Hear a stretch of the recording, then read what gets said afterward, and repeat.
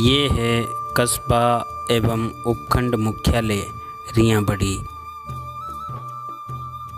पाली, अजमेर एवं नागौर की सीमा पर स्थित कृषि क्षेत्र में अपनी विशिष्ट पहचान रखने वाले इस कस्बे के शासक ठाकुर शेर सिंह रियां के नाम पर इसका नाम रियां पड़ा। ठाकुर शेर सिंह जी के बारे में यहाँ प्रचलित एक कहावत उनके दिव्य होने का प्रमाण है। कहावत के अनुसार बा डूंगरी वो माता को थान, शेर सिंह मेलानी भड़ले नहीं भगवान। अर्थात इनके दिव्य लोक गमन के साथ ही गांव से एक भगवान नामक जाट भी अदृश्य हो गया।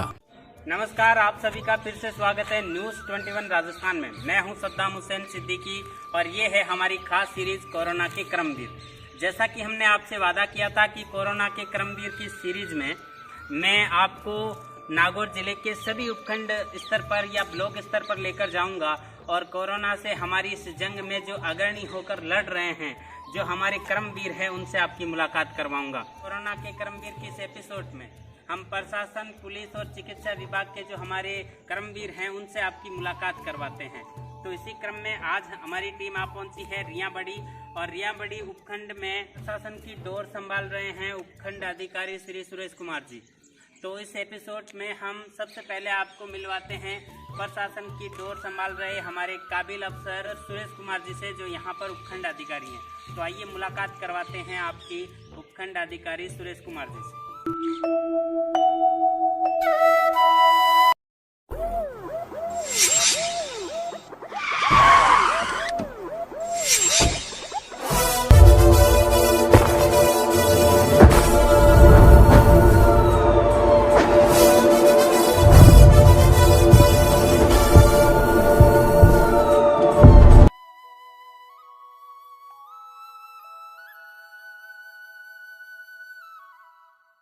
कोरोना के क्रमवीर इस सीरीज में आज हमारे साथ हैं रियांबड़ी उपखंड के उपखंड अधिकारी श्री सुरेश कुमार जी। आपसे मुखातिब होते हुए सबसे पहले मैं आपसे जानना चाहूँगा सर कि रियांबड़ी उपखंड स्तर पर कोविड-19 को लेकर वर्तमान में क्या स्थिति है? जय हिंद। कोविड-19 की कंडीशन अगर रियांबड़ी में देखें, अभी तक यहाँ कोई ना तो संदिग्ध है न आने का कोई प्रयास करेगा, क्योंकि मैं उसका इंतजार नहीं कर सकता कि कोई मेरे यहाँ आए। तो मैं इतनी सख्ती करना चाहता हूँ कि कोई यहाँ आए नहीं। अगर लगे कि मुझे रट मारना पड़े तो मैं रट मारने में पीछे नहीं होगा, क्योंकि लोग यहाँ की जनता भी मुझे ये कहती है सर आप रट मार दो कोरोना ना आए। तो उसी जनता के विचार को मैं इम्प्लीमेंट करना चाहता हूँ ताकि कोई भी कोरोना मेरे एरिया में ना आए। इसे चाहे मुझे सीमा सील करनी पड़े, चाहे कुछ भी करना पड़े, मैं वो सब कुछ करूंगा जिससे मेरा रियांबड़ी सेफ और सुरक्षित रहे। जनता की ओर से किसी आपातकालीन स्थिति में यदि प्रशासन से संपर्क करना हो, चाहे वो इमरजेंसी मेडिकल सेवाओं को लेकर हो या किसी अन्य प्रकार से, तो वो आपसे किस प्रकार संपर्क कर सकती है? किसी भी इमरजेंसी में चाहे सहायता हो चाहे मेडिकल सहायता हो, वो सीधा मेरे को कॉल करती है। उसके साथ साथ हमने कंट्रोल रूम का नंबर दे रखा है, या तो वो कंट्रोल रूम में फोन करती है या फिर मुझे या तहसीलदार साहब या बीडीओ साहब को सीधा फोन करती है और समस्या का समाधान सीधा होता है। और सबसे बड़ी बात है कि शायद खाद्यान्न सहायता की बात करें कि हर पंचायत समिति ने एक राशन किट की व्यवस्था कर रखी है और साथ साथ में उपखंड मुख्यालय में राशन वैन की स्थापना कर रखी है ताकि कोई भी व्यक्ति को राशन इमीडिएटली मिले, क्योंकि मुख्यमंत्री साहब की जो है ना कोई भूखा ना सहे, उसको हम इम्प्लीमेंट करना चाहते हैं। कोरोना के क्रमवीर में आप प्रमुख हैं और आपके निर्देशन में सभी कार्मिक यहाँ पर काम कर रहे हैं, तो आपके कंधे से कंधा मिलाकर काम कर रहे डॉक्टर, पुलिस, सफाई कर्मी व तमाम जो कार्मिक हैं कोरोना की इस लड़ाई में आपके साथ हैं, उनके लिए आप क्या कहेंगे आपके उपखंड में? सर, इस मामले में ये कहना चाहूंगा, कोरोना का जो वर्तमान समय शतरंज की बात है, जिसमें जो किंग है वो हमारी जनता है। यहाँ अगर इस रियांबड़ी की बात करूं तो रियांबड़ी की जनता हमारी किंग है। उसकी सुरक्षा के लिए वजीर के रूप में मैं उपखंड अधिकारी और हमारे साथ हाथी, घोड़ा और ऊंट के रूप में जो हमारे डॉक्टर है, हमारे बीडीओ साहब है, हमारे तहसीलदार साहब है, हमारा पुलिस प्रशासन है, चारों तरफ से अपनी अपनी दृष्टि से उनके लिए काम करने का प्रयास कर रहे हैं। सबकी दृष्टि ये की है हमारा राजा कैसे सुरक्षित रहे, मतलब हमारी रियांबड़ी की जनता किस प्रकार सेफ रहे और कोविड-19 का कोई प्रभाव ना हो, उसके लिए पहली दीवार बन के हम लोग खड़े हैं। और मैं ये चाहूंगा कि हमारा जो प्रशासन है इस शतरंज की बाजी में जीत है और हमेशा जीतेगा। आपके प्रशासन की, पुलिस की और चिकित्सा विभाग की तो ये जॉब कार्ड में आता है कि ऐसी महामारी में वो जनता के बीच जाकर उनका काम करे, परंतु देखा जा रहा है कि इस लड़ाई में शिक्षा विभाग भी आपसे कंधे से कंधा मिलाकर काम कर रहा है। तो शिक्षा विभाग के कार्मिकों को, अध्यापकों को, अधिकारियों को आप क्या कहेंगे? सबसे बड़ा रोल हमारा वही है, मतलब क्वारंटाइन सेंटर का लेकर यहाँ तक हमारा टोल नाके पर देखे या चुंगी नाका में देखे, हमारा सबसे बड़ा योगदान हमारा टीचर लोग कर रहे हैं। वो अपने क्वारंटाइन सेंटर उनकी खाने की, पीने की और रहने की, सबसे बड़ी बात है राशन, जो पंचायत समिति में जो राशन की व्यवस्था, उसका हेड भी पीयू जो होते हैं। मतलब कुल मिला के शिक्षा विभाग के जो शिक्षक है वो रोल प्ले मतलब दिव्य, मतलब दूरदृष्टि वाले रोल है, चारों तरफ दृष्टि रखते हैं। और सबसे बड़ी बात वो हमें मुखबिर के रूप में हमें सूचना देते हैं कि वो फलाना व्यक्ति वहां से आया, उनको वहां परफॉर्म करना। कुल मिला के हमारा प्रशासन में सबसे बड़ा रोल शिक्षक, डॉक्टर और पुलिस का सबसे बड़ा रोल है। आपके साथ साथ जो ग्रामीण एवं कस्बे क्षेत्र में आपको यहाँ भामाशाहों का भी बड़ा लड़ाई में सहयोग मिल रहा है, ऐसे भामाशाहों के लिए आप, उपखंड क्षेत्र के आपके भामाशाहों के लिए आप क्या कहेंगे? सर, ये ऐसी लड़ाई है जिसमें जनता और प्रशासन के सहयोग से बिना कुछ नहीं हो सकता। और इसमें जनता का जो दारोमदार है, जो भामाशाह के रूप में, भामाशाह रियाबड़ी की प्रशासन की कंधे से कंधे मिलाकर सपोर्ट करना है। चाहे उनको खाना खिलाने की बात हो या जैसे कल की बात है, लोगों को अपने डेस्टिनेशन पहुंचाने की गाड़ी की व्यवस्था करनी हो या कुछ भी करनी हो, वो भामाशाह मुझे यहाँ तक कहते हैं, सर आप मुझे कभी भी कह दो, हम आपके लिए तैयार हैं। और साथ साथ में भामाशाह को मैं विश्वास जरूर दिलाना चाहूंगा कि आपकी जो भी सहायता दोगे उसमें ट्रांसपेरेंट होगा, उसमें किसी प्रकार का कोई ऐसा काम नहीं होगा जिसमें आप पे और हफ्ते उंगली उठाने का कोई प्रश्न नहीं। तो आपको विश्वास है, आप मुझे विश्वास कीजिए, मैं आप पे विश्वास करता हूँ, दोनों मिलकर इस कोरोना को हराएंगे। न्यूज 21 राजस्थान के माध्यम से आपकी पूरे ब्लॉक की जनता के लिए आप कुछ खास संदेश इस माध्यम से देना चाहें? मैं रियाबड़ी जनता के लिए मैसेज देना चाहता हूँ, ये अपील करना चाहता हूँ कि आप घर में रहें, सेफ रहें, क्योंकि हम आपके लिए सड़कों पे आ रखे हैं। और सबसे बड़ी बात, इतना गंभीर मुद्दा है जिसमें डीएम से लेकर एक छोटे से छोटा कर्मचारी आपके लिए खड़ा है। आप उनका बस हौसला अफजाई कीजिए, क्योंकि ये लड़ाई बिना हौसलों से जीती नहीं जाती। आप घर पे रहिए, हमारे लिए दुआ कीजिए और हमारे लिए सपोर्ट कीजिए कि हम घर में सेफ हैं, आप बाहर हमारे लिए लड़ाई कीजिए। तो मेरा मैसेज नहीं है, आप घर पे रहिए, सेफ रहिए, सुरक्षित रहिए, और आपको कोई भी प्रॉब्लम हो हमारे प्रशासन को सूचित कीजिए। प्रशासन आपको पूरी तरह से सहायता प्रदान कर सकते हैं, चाहे वो कंट्रोल रूम के नंबर हो, चाहे मेरे खुद के नंबर हो, आप मुझे कॉल कीजिएगा, आपको रिलीफ तत्काल मिलाने का मैं पूरा प्रयास करूँगा। इसी क्रम में आज हम आप पहुंचे हैं रियाबड़ी उपखंड में। रियाबड़ी उपखंड में हमने आपसे मिलवाया यहाँ के एसडीएम श्री सुरेश कुमार जी से। उसके बाद हम स्वास्थ्य विभाग से हमारे कर्मवीर डॉक्टर प्रभु सिंह जी राठौड़ सर से, आइए आपकी मुलाकात करवाते हैं डॉक्टर प्रभु सिंह जी राठौड़ से।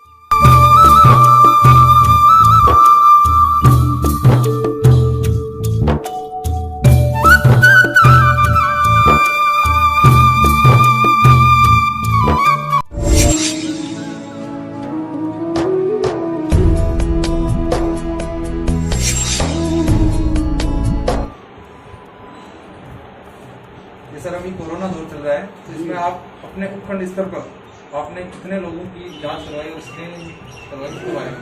हमारे 18 मार्च से प्रोग्राम चल रहा है, हाउस टू हाउस सर्वे चल रहा है। 176 की टीमें लगी हुई है।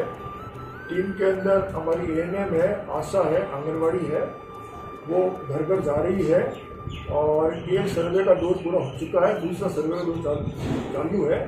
फिर कलेक्टर साहब कॉन्फ्रेंस में तय हुआ कि रियाबड़ी वाले केस नागौर भेजेंगे, पर एक दिन पहले वहाँ की पीएमओ से इजाजत लेंगे। हम उनसे पूछते हैं, एडवांस बुकिंग कराते हैं, उसके बाद 108 को एक दिन पहले बुक करते हैं, तो 108 उनको लेके जाती है और वहाँ वो एडमिट करते हैं। एडमिट करने के बाद उनका सैंपलिंग लेते हैं, सैंपलिंग की रिपोर्ट आने के बाद में वहाँ से छोड़ते हैं।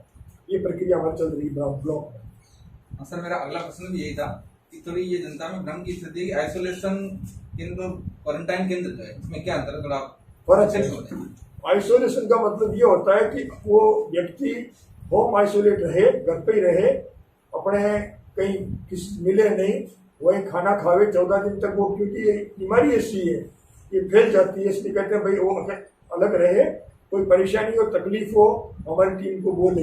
ये तो है होम आइसोलेशन। स्कूल क्वारंटाइन का मतलब है कि वो किसी संस्थान में रहेगा, उसकी देखभाल हमारे टीचर लगा रखे वो करेंगे, खाना भी बाहर से मिलेगा, प्रशासन देगा। अगर उसी गांव में वो क्वारंटाइन है, उसको ये छूट है कि वो अपना जो भी खाना पीना है वो मतलब घर से मंगा सकता है। और एक होता है क्वारंटाइन हॉस्पिटल या क्वारंटाइन वार्ड। क्वारंटाइन वार्ड का मतलब ये होता है कि अगर उस एरिया के अंदर कोरोना पॉजिटिव केस है तो उसके संपर्क में जितने भी व्यक्ति हैं उनको, जिनके लक्षण नहीं है, उनको सब हम उसको सेपरेट करते हैं क्वारंटाइन वार्ड के अंदर। और जिनके लक्षण है बाय द वे और उनकी सैंपलिंग में थोड़ी डिले हो रही है, उसको रखते हैं आइसोलेशन हॉस्पिटल के अंदर। हमारे 2 यहाँ पे CSC हैं, CSC रियाबड़ी, CSC थावला, वहाँ हमने आइसोलेशन वार्ड बना रखे हैं। वो सिम्टोमेटिक पेशेंट जो कोरोना पॉजिटिव के संपर्क में हैं उनको वहाँ भर्ती करते हैं। एसिम्टोमेटिक पेशेंट की कोई लक्षण नहीं है परंतु वो उससे मिले हुए संपर्क में हैं, उनको रखते हैं क्वारंटाइन हॉस्पिटल या क्वारंटाइन वार्ड। रियाबड़ी में मॉडल स्कूल को क्वारंटाइन वार्ड बना रखा है। 150 बेड इक्विप्ड है, कर्मचारी ड्यूटी लगा चुकी है, डॉक्टर की ड्यूटी लगा रही है। निरंतर वहाँ साफ सफाई हो रही है और भगवान नहीं करे अगर कोई केस निकलता है हम उसके लिए तैयार, सारी सुविधा हमारे पास में है। और हमारे पास हम 24 आवर्स अलर्ट हैं और किसी भी परिस्थिति के लिए हम उसके लिए तैयार बैठे। और ये कोरोना है वो तेजी से फैलता है, क्योंकि शुरुआत के लक्षणों में पेशेंट को लक्षण कुछ भी नहीं होता है परंतु उसकी स्थिति ऐसी हो जाती है कि वो अपना रोग दूसरों को फैला सकता है। इसलिए इसका थोड़ा सा ज़्यादा सावधानी बरत रहे हैं हम लोग। सर, अभी हाल ही में जिले में नागौर शहर में एक नर्स जो है कोरोना की चपेट में आ गई हैं। ऐसे में स्वास्थ्य विभाग के आपके जो सहयोगी कर्मी हैं उनका आत्मविश्वास कहीं ना कहीं थोड़ा ढीला पड़ा है। तो ब्लॉक लेवल में या PHC, CHC सभी सेंटरों में जो नर्सेज या अदर आपके नर्सिंग कर्मी हैं वो सहयोग आपका हाथ बंटा रहे हैं, तो उनकी हौसला अफजाई के लिए आप क्या कहेंगे? क्या उस केस के बाद उनको किस तरह से आप उनकी हौसला अफजाई करेंगे? देखो कि हम लोग बिल्कुल सही कह रहे हैं, फ्रंट में है, परंतु ये बीमारी ऐसी है कि अगर कोई सावधानी रखता है, अगर वो बराबर मास्क पहन रहा है, सैनिटाइज के साथ में है, सावधानी बरत रहा है, अगले वाले से 1 मीटर की दूरी से बात कर रहा है, तो मेरे हिसाब से संभावना कम से कम संभावना है। जब आप काम करोगे तो हो सकता है सामने करना पड़ जाए, पर हमारा हौसला पस्त होने वाला नहीं है। और हमारी ऐसी घटनाओं से हमें उत्साह मिलता है, हम ज्यादा सावधान होते हैं कि भाई नहीं, अपने को बहुत सावधानी बरतनी है, अपनी इम्यूनिटी अच्छी रखनी है, अपने अगले से दूरी रखनी है, अपने को सारी अपनी सावधानी, मास्क पहनना है, तो कैप पहननी है, ग्लव्स पहनना है और सारे को सारो अपने सैनिटाइजर का ध्यान रखना है। इस तरह से करके हमारा हौसला ऐसे बातों से पस्त नहीं होता है, उल्टा का हमें सीख मिलती है और हम ज्यादा ताकतवर होते हैं। सर, आपके क्षेत्र में जो भी हॉस्पिटल आ रहे हैं तो उनमें स्टाफ की कमी है या पर्याप्त? नहीं, हमारे पास पर्याप्त स्टाफ है और सारे का सारा स्टाफ अपने त्याग भावना से काम कर रहे हैं और उनके काम करने शक नहीं है। हम तो उनको शाबाशी दे रहे हैं बराबर। मैन पावर की कोई कमी नहीं है, उनकी जो काम करने की भावना में कोई कमी नहीं है। अंतिम प्रश्न सर, आप अपने क्षेत्र के लोगों को न्यूज़ 21 राजस्थान की तरफ से क्या मैसेज देना चाहेंगे? हम तो मैसेज ये देते हैं कि भाई अभी इसका प्रकोप जारी है, इसलिए घर पे रहें, बाहर बिना काम बाहर नहीं आवे। विशेषकर बुजुर्ग व्यक्ति या किसी बीमारियां वो, अगर कोई इमरजेंसी है, सारा कुछ है तो ही बाहर निकलें। अगर कोशिश करें बाहर नहीं हो, या किसी को बुलावें अपने घर पे और दूर से नमस्कार करके दुआ सलाम पूछ लें। कम से कम 1 मीटर दूरी पे रखें, भीड़ भाड़ वाले एरिया में नहीं जावें, अपने को आइसोलेट रखें, टाइम निकल जाएगा और सब कुछ ठीक हो जाएगा। धन्यवाद। Thank you sir.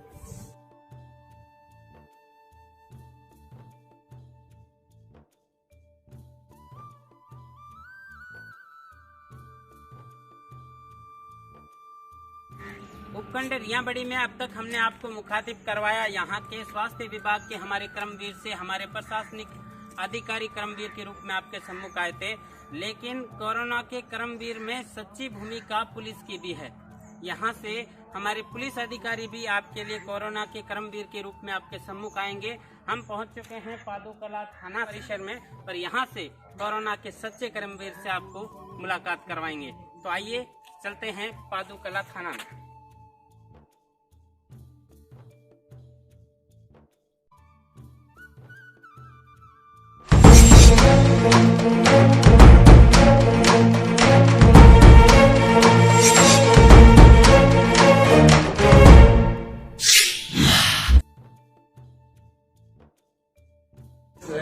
पादुकला और रिया बड़ी के उन लोगों से भी हमारी बैठ के बात हुई, तो उन्होंने मार्केट खोलने के लिए बताया कि भाई हमारा एक दिन छोड़ के और एक दिन मार्केट खोला जाए, जिससे सारे व्यापारी सहमत थे। या सब्जी वाले हैं उनके लिए हमने डोर टू डोर के लिए कहा उनको, तो कुछ पिकअप्स, कुछ ठेले वाले जो हर गली मोहल्ले में जाके और सब्जी तो डोर टू डोर सर्वे करें डेली। और उसके अलावा अगर कोई होम डिलीवरी वाला हो तो ये ग्रामीण क्षेत्र होने से होम डिलीवरी का यहाँ थोड़ा परचूनी सामान का उसका कम रहा है। कुछ प्रशासन द्वारा जो ऐसे हैं, कुछ भामाशाहों द्वारा लोगों को सामग्री दी जाती है। और एक हमने हमारी नाकाबंदी या गश्त लगातार कंटिन्यू हमारी जारी है। इलाके में हम ड्रोन कैमरे से भी निगरानी कर रहे हैं। हमारे जो है यहाँ के इलाके में, वहाँ से हम ड्रोन कैमरा करीब चलवा रहे हैं सभी जगह। यहाँ बड़ी में भी चलवाया, पादुकला में भी चलवाया, ग्रामीण क्षेत्रों में भी अभी चलवा रहे हैं। उससे भी हम निगरानी कर रहे हैं। और जो इसका उल्लंघन कर रहे हैं उनके खिलाफ हम नियमानुसार अभी तक MVAct की कार्रवाइयाँ की है, जिसमें हमने काफ़ी गाड़ियाँ जब्त की है, बाइकें वगैरह या 4 व्हीलर वगैरह काफ़ी जब्त की है। और अभी जो ये इसमें अपने को काफ़ी ये मिले हैं, अभी हमने 2 मुकदमे भी दर्ज किए हैं 188 के, जिनमें बाइक भी जब्त की है और आदमियों को जो 2 व्यक्ति हैं उनको अरेस्ट करके और SDM साहब के पेश भी किया है। आपको लॉकडाउन में जनता हुए जनप्रतिनिधियों का सहयोग किस प्रकार मिल रहा है? हमारे को अभी तक यहाँ जनप्रतिनिधियों का जो सहयोग है वो जैसे नॉर्मल जैसे सभी का जो मिल रहा है उसी हिसाब से जनप्रतिनिधि भी यूँ बाहर तो कोई आ नहीं रहा है, लॉकडाउन की पूर्ण पालना कर रहे हैं, लेकिन उनसे जो सपोर्ट चाहिए तो भाई जनता को अपील है ये है वो कर रहे हैं वो भी पूरी। जैसे सर कि पुलिस मित्र और NCC कैडेट्स ने भी इच्छा जाहिर की कि वो भी आपके साथ शामिल होकर अपना देना चाहती हैं, तो आपके थाना क्षेत्र में क्या कोई NCC कैडेट या पुलिस मित्र की कोई सहायता आपको? हमारे NCC कैडेट्स की इनकी हमारे सहायता के लिए इन्होंने हमें फोन किए थे, तो हमने उनसे प्रार्थना पत्र लेके और उनको सबको पास देके और उनको जितनी भी जो बैंक्स हैं या जो राशन की सामग्री वाली दुकान है उनके ऊपर उनको उनकी इच्छा अनुसार उनके नज़दीकी सेंटर के अनुसार उनको वहाँ ड्यूटी पे तैनात किया है और वो वहाँ सोशल डिस्टेंस वाली जो पालना है वो करवा रहे हैं। सर आप अपनी ड्यूटी के दौरान मार्च पास्ट भी क्षेत्र में करते रहते हैं, मार्च पास्ट से क्या प्रभाव पड़ता है और आपको लोगों की मार्च पास्ट के दौरान कैसी प्रतिक्रियाएं मिल रही?